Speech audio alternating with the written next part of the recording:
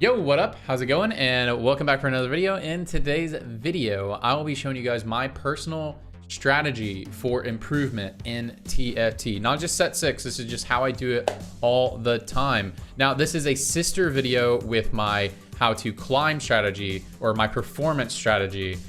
So make sure you guys watch that one if you guys want to know more about this stuff. This is my improvement. The other one is performance. Now, I've been using this improvement strategy since set 4.5, and that is when I made my first big challenger push, when I hit challenger on multiple accounts actually in that set.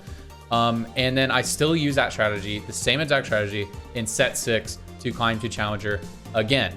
So again, guys, this is my personal strategy. You can take it or leave it. Hope it works for you. It's worked for me. Let's get into it. Okay, so what are we going to talk about here? I want to talk about two modes. So I have two modes. It's what I talked about just a second ago. I have improvement mode and I have performance mode. So why have two modes? So improvement and performing are not mutually exclusive, but from my experience, indexing hard into one at a time is more effective than doing both equally. So what I mean by this is, whenever you're actually trying to climb, you're really just trying to make an LP push. It's not like you're not learning anything. But I have learned far more stuff, far more knowledge when I am like actually focusing on getting better and I'm losing LP. I learned far more whenever I'm doing that than when I'm actually just climbing. Doesn't mean you can't learn while you're climbing and all that good stuff, but I think having a dedicated time to learn and improve is much better in the long run, and that's just what I do. So performance, if you guys want to know about my performance strategy, again, there's a whole video and there'll be links below for that video, or you can find it on my channel, one of the most recent uploads.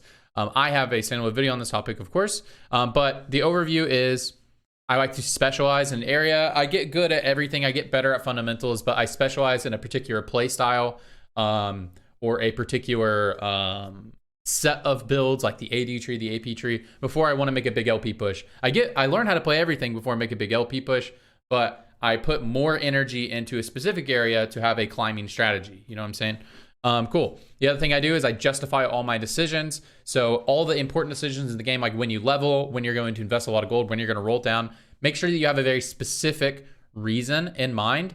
And what that will do is that will help you from making troll decisions or having troll games or limiting the amount of first or eighth games. Also, by justifying your decisions, you will be thinking about your decisions more, and you can better identify what are some bad decisions, or even if you have poor justifications because you justify a decision the same way repeatedly, and you get the same result, which is negative, then your thought process is wrong. So it can help you identify some stuff as well.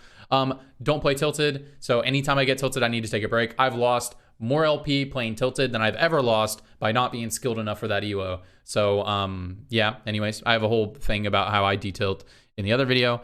Set the mood, make an event every climb. So this doesn't work for everybody. If you don't practice this already in your life, then learning this as a new concept is kind of difficult.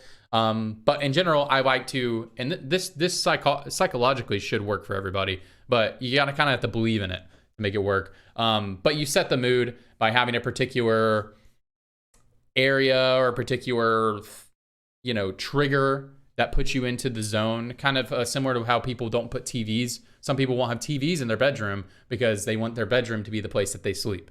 And it helps them sleep in that way, you know what I mean? So I'm not saying that you have a room that you only play TFT, but for example, I have a particular playlist that I play, or a spot in my playlist, it changes over time, that I select, and when I start that song or that part of the song, I know that I'm ready to play, I'm ready to grind, and I make an event to my climb, like I'm going to climb at 2 p.m.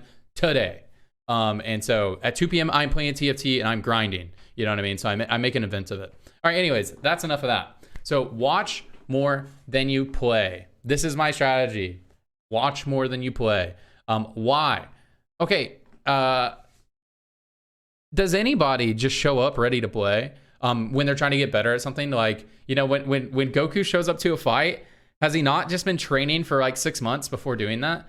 So why should TFT be any different? When a basketball season starts, they have a preseason. Even during the season, they have weeks that are shorter weeks, so they're able to practice more. So why should you not be practicing? A lot of people go in and playing video games, and they just think like you just practice and get better at the same time. And you do, But that is not how anything else works in the whole world. So why should video games work that way? You know, why should you not spend time learning and practicing versus just always trying to perform? A lot of people just try to perform. They're playing ranked, which is their performance platform. And I mean, I always play ranked no matter what. But like they're playing ranked with the intent to increase their rank all the time, never actually trying to just get better or feeling fine with losing games as long as they're getting better. Anyways, all right. So why? If you have decided that you need to improve, then you either need to identify holes in your game or to just improve in your general fundamentals. In my experience, you learn far greater from watching a more skilled player than trying to figure out things on your own. And I will talk about some time management strategies at the end of the video on how to do that, especially if you don't have a lot of time on your hands. Because, I mean, keeping up with TFT and getting better at TFT does take a lot of time. So what do I mean by this? If you're trying to get better and there are holes in your game,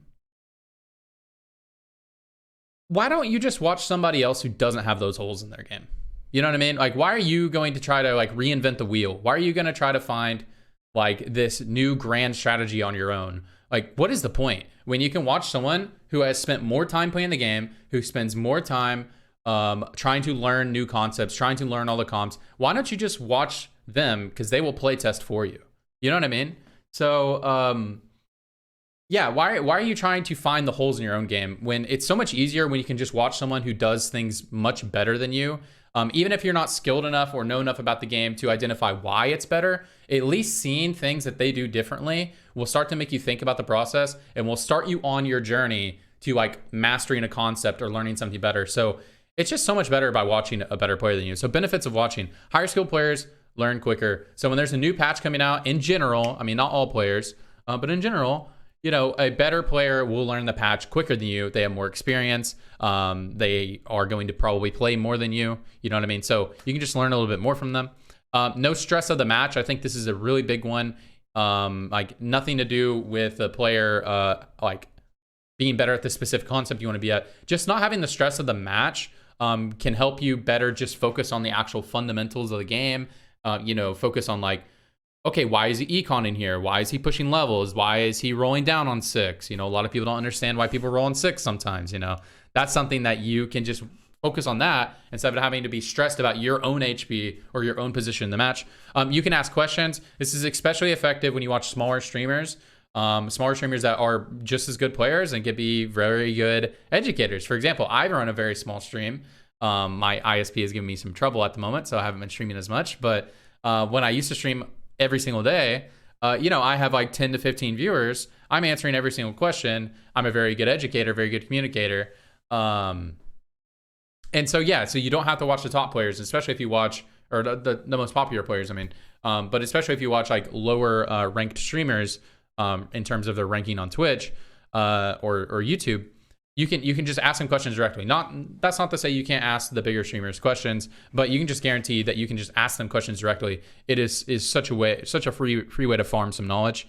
Okay, cool. You can see your difference in fundamentals. So just basic things about the game, like I just said a minute ago, like why are they leveling right here? I wouldn't have leveled here. And then so you can start to see the difference as why they did that. And you can ask those questions in your mind. You can ask the streamer directly. So you can see differences in things like, wow, why do they level to 6 at 3-2 almost every single game? I don't do that. Maybe I should wonder why that is. And if you that's kind of like a standard leveling interval. If you play the game a lot, you should know level 6 at 3-2 is pretty standard leveling interval. Doesn't mean you do it all the time. But if you're a newer player, how would you learn that without seeing other people do it? You know what I mean? So you can just learn a lot better by watching someone else. Okay, so what to do while watching. So yeah, you don't just turn it on. You can't just throw on a stream or a video on and expect to learn. That's not how it works. You should be watching with intent to learn. There's nothing wrong with entertainment, but you should be watching with purpose. So I watch streams for entertainment all the time. I'm sure everybody does. And I do learn. I do still learn while I'm watching for entertainment sometimes.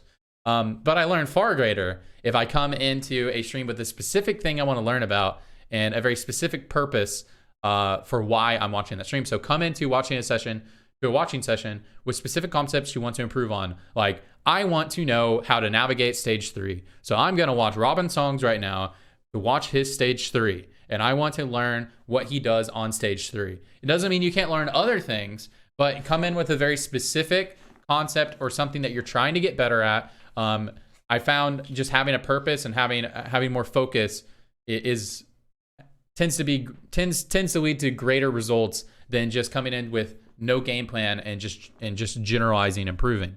So have a dedicated time that you are just watching. It's fine to watch while you're playing, but you need a dedicated, explicit learning time. So yeah. A lot of people like to watch people on their other monitor if they have 2 monitors or something like that, or listen to them if they have a single monitor while they're playing. That's fine. That's great. But that's not what we're talking about here. So what I mean is you should have a dedicated time where you are doing nothing else but watching and learning. But yeah, no, a lot of people love having a player on and listening to him, and you can still learn while you're playing, but you learn a lot better when you're just sitting there watching. I do that same thing. I sit there and I watch people play, and then while I play, a lot of times I will have another player on my other monitor. And if my game is not super intense or I'm playing a really easy build, then I'll be watching them a lot to try to learn while I'm playing. But again, you should need to have dedicated time just for learning. And especially when you're a newer player or less skilled player, it is much harder to learn and play at the same time.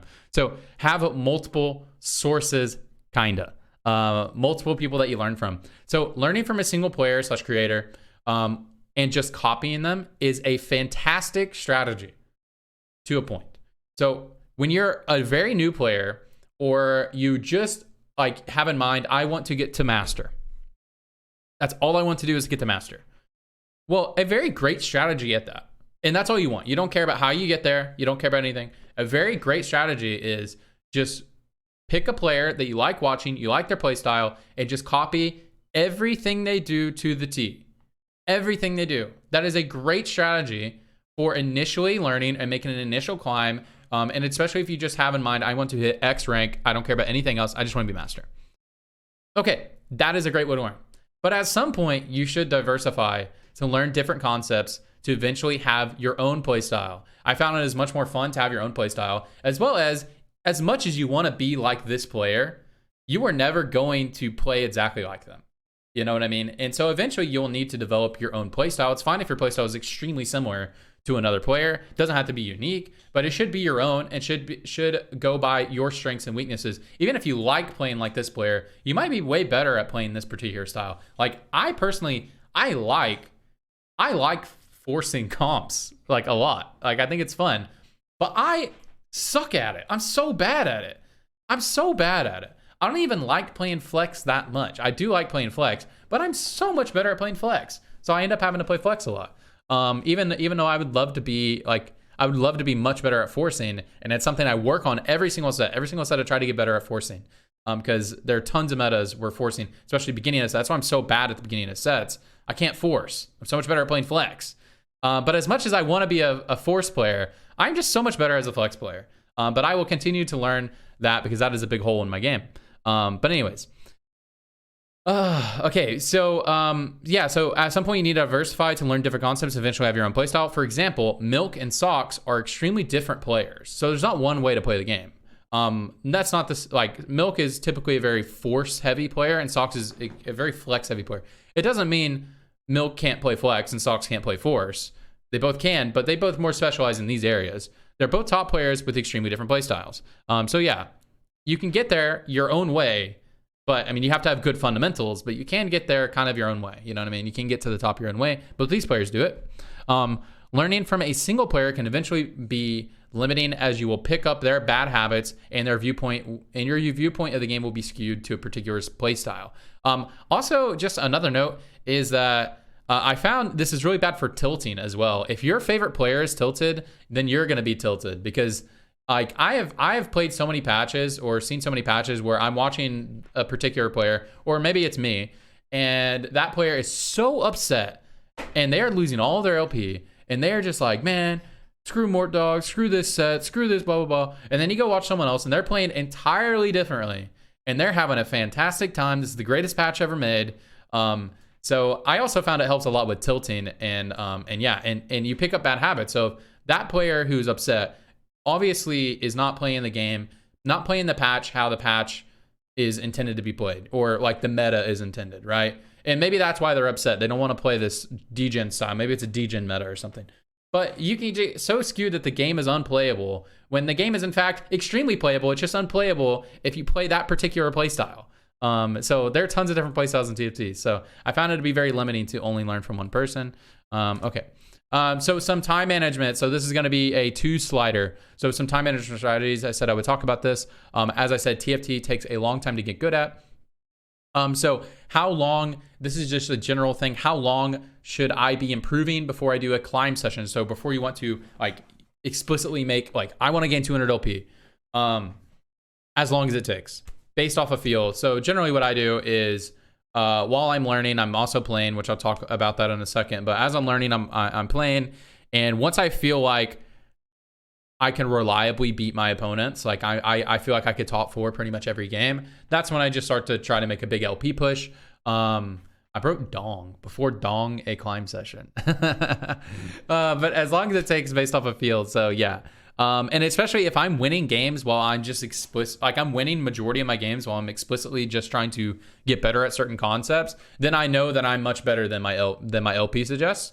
So then I'll make an LP push and then once I start to feel that I'm consistently getting beat or my games feel a lot harder, then I'll go back to improving. You know what I mean? So time split, watching versus playing.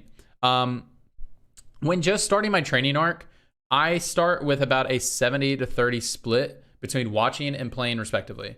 So yeah, I'm watching 70%, playing 30%. I slowly taper that down as I learn until I'm about at a 30-70 split of playing and watching respectively. Again, this is based off of field. So as I said, when I'm playing, if I start to consistently do better in my games, I'll start to play more than I'm watching. I will slowly taper it down until I am playing about 70% of the time and only watching 30% of the time, because I watch someone play every day regardless. And that is when, once I'm at this 30-70 split, I mean, I might as well just be trying to make an LP push because I'm playing so much. So that's when I start turning it into an LP push. And then once I start to feel like the games are harder, I just taper it back the other direction. Now I'm in improvement zone. So it's kind of like a fluid state that I stay in on how much I'm watching and playing, and it really just depends on how tough my games feel. Okay, cool. So some time management continued. So I have 2 strategies on here. This is one, if you have all the time in the world to play the game and like this is what you want to do all day and you're doing all that stuff, that's cool. You have plenty of free time.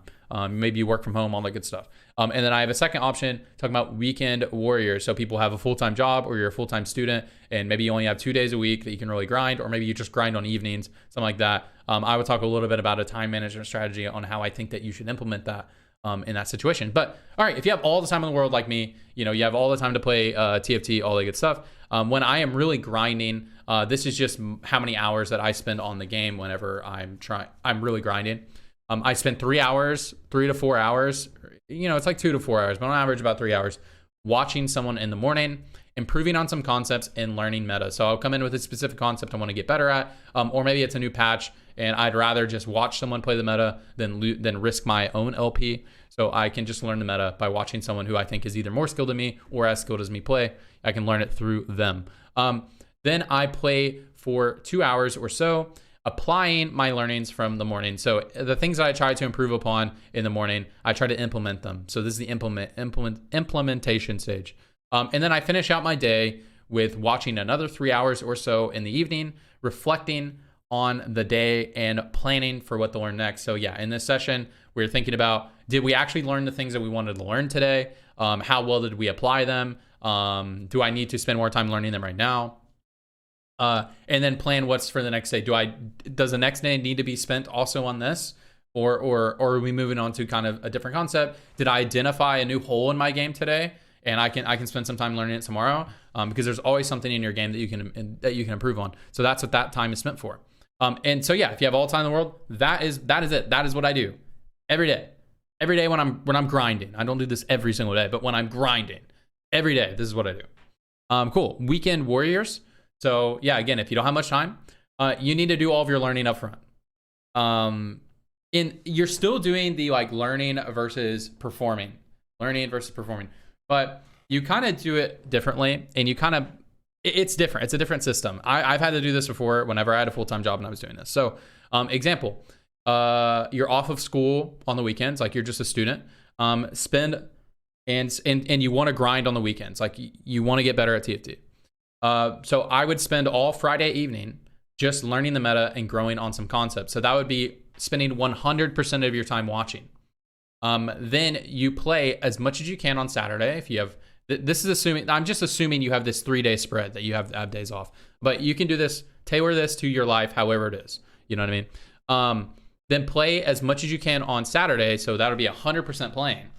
And then on Sunday, it's a 50-50 split. You play in the morning and you reflect in the evening. So you do the same thing that I do every day, but you do it over a 3-day spread in this example. So the first day you're trying to, or the first evening, because you have like 3 to 4 hours in the evening, you have time on Friday that you want to watch. You spend that time learning a new concept. This is what I'm going to work on this weekend. You're also learning the patch because you haven't been able to play all week because you've been in school or whatever. You're also learning the meta. And then on Saturday, you perform.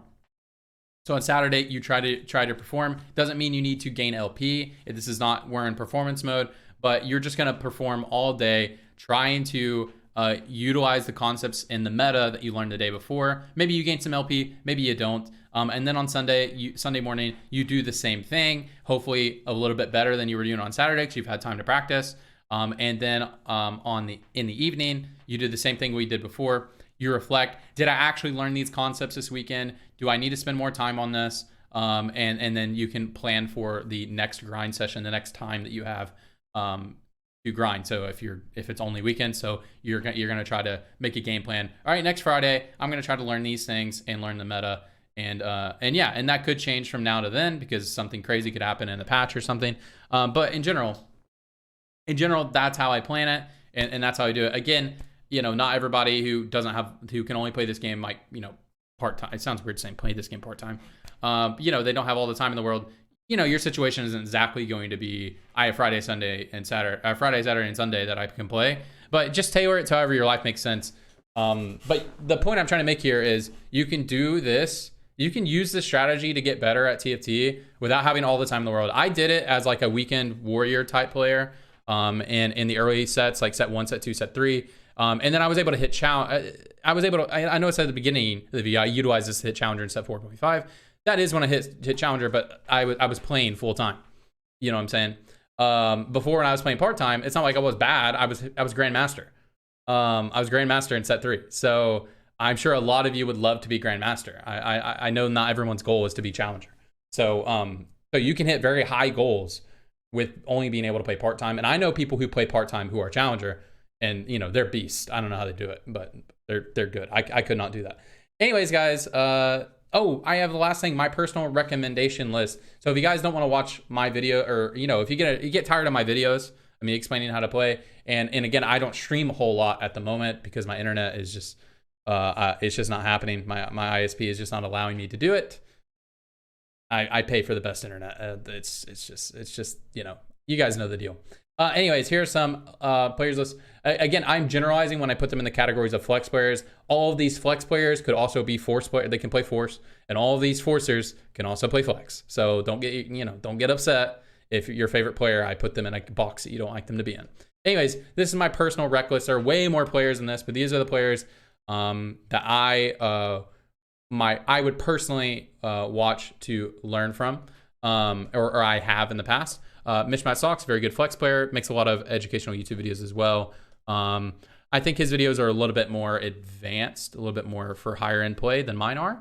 I try to make my videos more focused for, you know, low masters and below players. You know, sometimes we'll do advanced concepts, but anyways, Ramblin, an extremely good player. I would consider him also more of an advanced style educator to watch. I think he's really good if you're Masters Plus to watch. Robin Songs, I think is good for everybody. Very good player, very talented player. Soju, if you don't get caught up in the entertainment aspect of the stream and the chat, you know, he's the most popular player. Extremely good at explaining his thought process. But one negative thing about watching Soju is that he will make very over generalizations, will exaggerate extremely about the meta. I think he believes it. but also, you know, it's for entertainment. So just be really careful when Soju like makes a overarching statement about the game. Sometimes he is true about those things, and will show some good light on stuff like metabolic accelerators, the LP accelerator, you know, stuff like that. But sometimes, so the point is just be a little bit careful. Not everything Soju says is gospel, but I do love watching Soju. Grand Vice 8, very good AP flex player, especially, but just a very good player. Explains his thought process pretty well. And Ramkev, it's kind of a mixture of flex and force. Just a very good player. He's been very tilted in set 6 though, so I don't know. And Forcers, Milk, can play flex, but probably the best force player on the server. As soon as he finds a strategy that is working for him, he just plays it every single game. And I don't know how he does it, because I cannot play that way. I don't know how he does it mentally, but I also just don't know how he does it, because he will climb to challenger with an 80% top 4 rate. He has an account that is 1K LP plus with an 80% top 4 rate. And that's just because I don't know how he's able to do it, but he's like the whisperer for whatever comp he wants. He's a beast at it. And then Kyun, also mixture of flex and force player, but depending on patch, he'll just find a strategy and just really force a very talented force player, and a decent flex player as well. Anyways, that is my rec list. I hope you guys enjoyed the video. Hope you guys learned a lot. Hope you guys can utilize my improvement strategy. I hope it can work for you. I've helped other people implement the strategy and it's worked for them. So I know it works for other people, not just me. But this is my strategy. I hope you guys learned. If you guys want more of me, I stream at twitch.tv/TFT. Again, I'm just doing my ISP right now. I don't, you know, I'm kind of at a loss, but I mean, it's just inconsistent, but hopefully it'll be back and it'll be better. I plan on streaming quite a bit on PBE, which is in 2 weeks on set 6.5, and that is the best time to play with me as well. You can watch and I play with my viewers. Anyways, and twitter.com/TFT. I post quite a bit, post pretty much every day on there. So if you guys want more of me, I'm on there. And anyways, I appreciate all of you. I hope you guys learned a lot. I hope you guys have a good night, a good day, wherever you are. I just hope you're doing well. All right, see ya. Bye.